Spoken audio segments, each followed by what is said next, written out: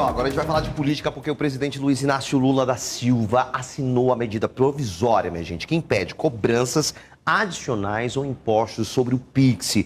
O texto foi publicado no Diário Oficial da União e para falar sobre isso é ele, o nosso analista político, Davidson Cavalcante. Professor, boa noite.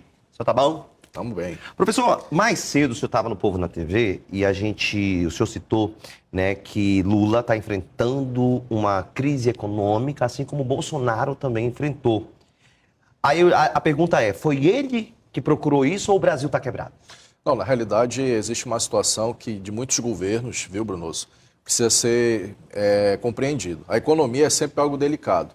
Eu não vejo que o Brasil esteja quebrado, mas eu vejo que precisa haver um entendimento de que quando você gasta demais e não tem dinheiro para isso, isso vai se refletir na popularidade de quem está no cargo. A pergunta do Brunoso é importante por quê? Porque os desafios da economia brasileira têm têm colocado os políticos na corda bamba. Bolsonaro enfrentou dificuldades durante a pandemia, Lula enfrenta agora um momento delicado, mas também tem um detalhe, é a credibilidade do político e também o que ele diz.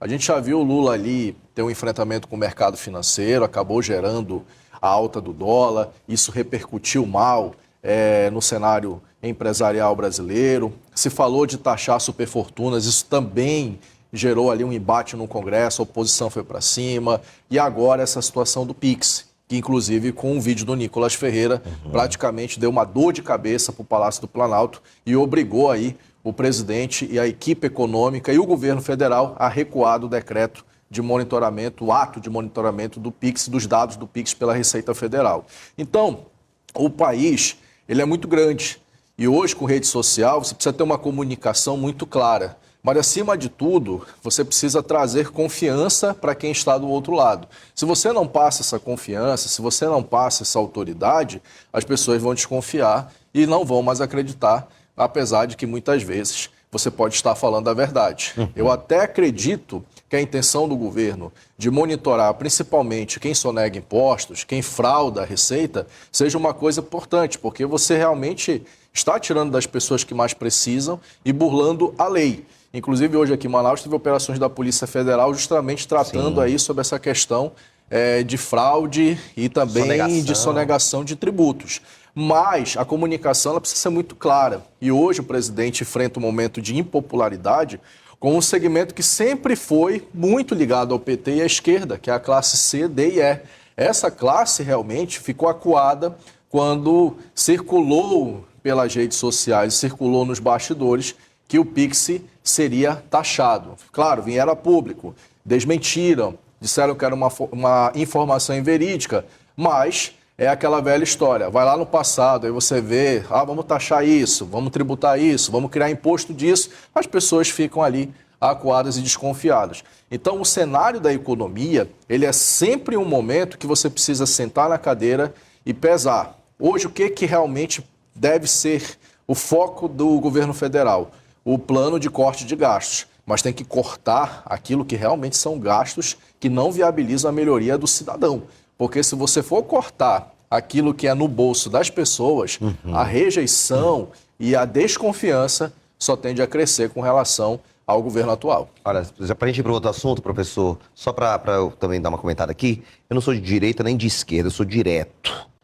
Então, infelizmente, quem sofre com tudo isso é a população de baixa renda. E só para você verificar, quando você fala de corte de gasto, é isso, ó. Quem é que ganha super salários no Brasil? Se você tem muita gente trabalhando no Estado, ganhando muito, e você tem a população com um salário mínimo ralando para ter as coisas, isso acaba tendo impacto, inclusive eleitoralmente. Por isso que a gente falou da economia. A economia no Brasil ela tem um histórico de fortalecer o político ou de tirá-lo da cadeira. E agora a gente vai falar sobre um outro assunto, minha gente, porque olha só, o ex-vereador, né, Caio André, ele pode voltar para a Câmara Municipal e a professora Jaqueline, que é vereadora, pode ir para a Assembleia? Exatamente. Como assim? Pode se tornar deputada, né? Exato, porque ambos são suplentes, né? O Caio é suplente do União Brasil, é o primeiro suplente da cadeira do qual a Jaqueline pertence, porque a Jaqueline é do União Brasil, partido do governador Wilson Lima, e a Jaqueline é suplente também dessa cadeira de deputado estadual na Assembleia Legislativa e o Caio na Câmara Municipal. Qual é o desenho que temos aqui? Isso é uma informação de bastidores. O governador Wilson Lima fará mudanças, mexidas no seu secretariado até o final do mês e início do próximo. Isso porque ele precisa readequar os aliados, já projetando uma possível candidatura ao Senado. Então, qual é a ideia, qual é o desenho que o Wilson pretende fazer? Puxar um deputado estadual ou uma deputada estadual para uma secretaria que está sendo desenhada no escopo do governo, dentro do governo, para esse político, para esse parlamentar, que é aliado do governo, e daí abriria uma cadeira. E a suplência dessa cadeira, quem subiria é a vereadora professora Jaqueline, que também se ventila aí como um nome que pode compor o secretariado. Mas a ideia é puxar um deputado ou deputada da Assembleia, torná-lo secretário de governo, puxar a Jaqueline da Câmara Municipal para a Assembleia, já que ela é suplente, e daí Caio André voltaria a ser vereador.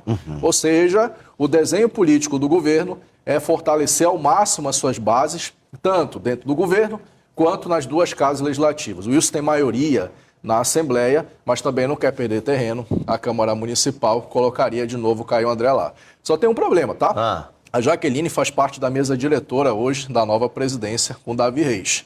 Se ela sai, a União Brasil precisa readequar esse novo nome.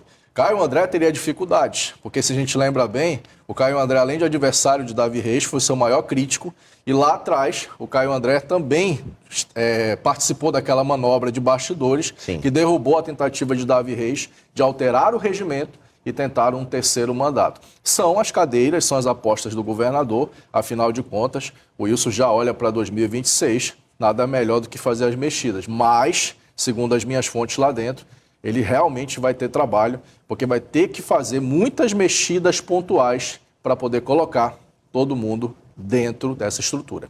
São as mudanças na política do Amazonas. Exatamente. Até amanhã, professor. Até Sei que amanhã. amanhã você vai votar com novidade, né?